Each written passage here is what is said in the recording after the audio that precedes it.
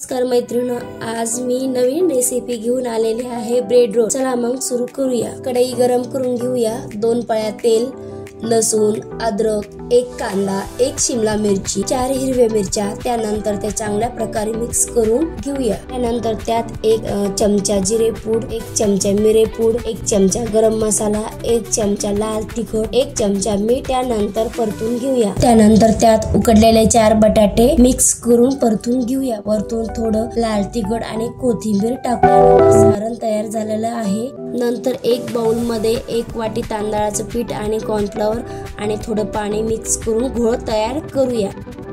त्यावर थोडी मिरेपूड घालूया। नंतर ब्रेड घेऊन त्याचे कडे कट करून घेऊया। नंतर एका प्लेट मध्ये थोडे पाणी घेऊन ब्रेड पाण्यात बुडवून त्यातले पाणी काढूया। त्यानंतर सारण ब्रेड मध्ये पसरून त्यावर थोडेसे चीज टाकून रोल करून घ्यायचे।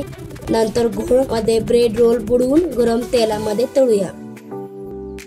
तर मग आजचे ब्रेड रोल तयार आहे। तुम्हाला जर आजचा व्हिडिओ आवडला असेल तर नक्की लाईक करून कमेंट मध्ये सांगा।